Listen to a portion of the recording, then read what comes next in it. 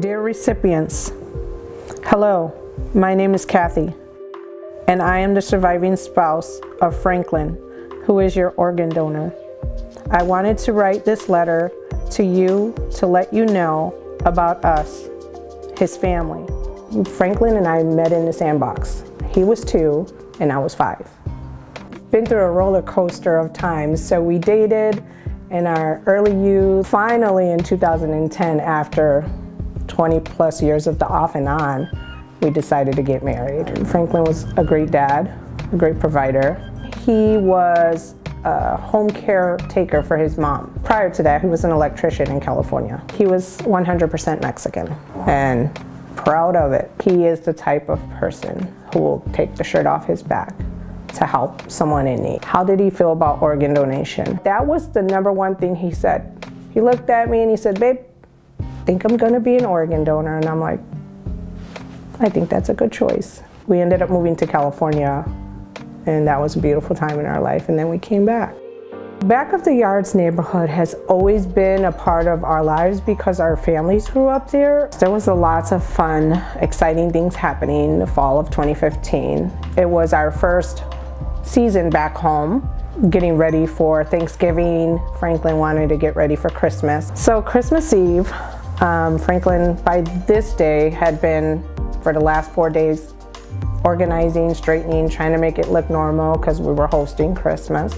He comes in the kitchen and says, "Hey, do you mind if I take a little break here? I've been going at this for a couple days." And he was gonna go to a tamale party. And he asked me, he said, "Let's go, we should go." And I'm like, "Yeah, I gotta cook and prepare stuff, so you go, I'll just stay." Hearing the gunshots on Christmas Eve, it was kind of the norm. What seemed like a few minutes after the gunshots, I started getting messages on my phone, like from people saying, "Call me." A really good friend of mine called. I just remember him saying he had been in an accident. But don't worry, because I think he was just shot in the face. When I arrived at Stroger and went in through the emergency doors, there were just people, they were crying, and he had one shot. It went in through the back and it came out above his left eye.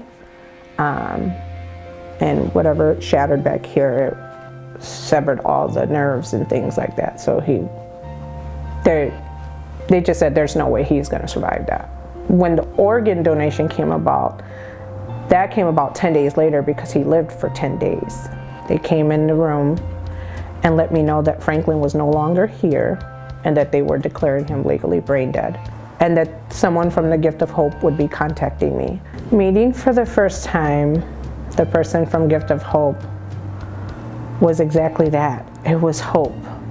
Because when they told me that Franklin was no longer with me, I didn't know what to do next. The young lady came in and she said, "Can we have a conversation about Franklin and what his wishes were?" And the closure that it gave me with the organ donation was that I was honoring his wishes. It was what he wanted to do. Him giving his organs to me, and as my daughter says, my dad's my hero. It's such a selfless act.